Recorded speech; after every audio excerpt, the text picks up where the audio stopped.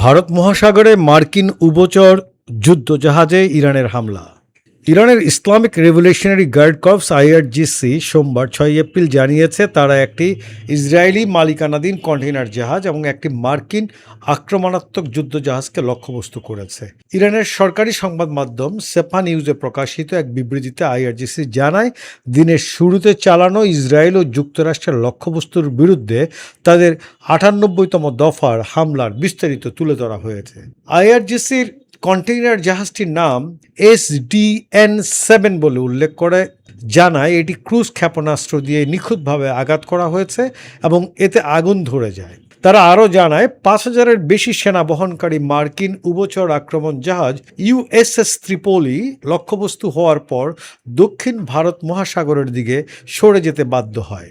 IRGC আরও দাবি করে তাদের বাহিনী ইসরায়েলের হাইফা শহরের কৌশলগত কেন্দ্রগুলোতে, পাশাপাশি বেয়ার শেভার পেট্রোকেমিক্যাল কোম্পানি ও স্থাপনাগুলোতে নির্ভুল ব্যালিস্টিক ক্ষেপণাস্ত্র হামলা চালিয়েছে। এছাড়া মধ্য ইসরায়েলের পেথা টিকভা ইসরায়েলি বাহিনীর একটি সমাবেশস্থলেও হামলা করা হয়েছে। আইআরজিসির মতে ক্ষেপণাস্ত্র ড্রোন হামলার অন্যান্য লক্ষ্যবস্তুর মধ্যে ছিল সংযুক্ত আরব আমিরাত ও ইসরায়েলের যৌথভাবে ড্রোন উৎপাদন কেন্দ্র এবং ওই আরব দেশের আলী আল সালেম বিমান ঘাঁটিতে থাকা কয়েকটি বিমান।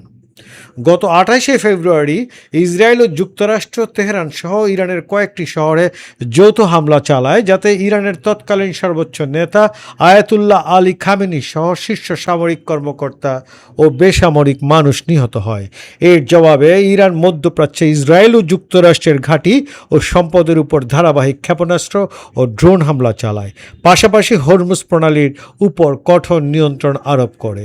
এর আগে সম্প্রতি ভারত মহাসাগরের দ্বীপ দিয়াগো গার্সিয়ার যুক্তরাজ্য ও যুক্তরাষ্ট্রের যৌথ সামরিক ঘাঁটিতে ইরান ব্যালিস্টিক ক্ষেপণাস্ত্র হামলা চালিয়েছিল বলে বিভিন্ন গণমাধ্যমের খবরে জানানো হয়, তবে ইরান পরে তা অস্বীকার করেছিল।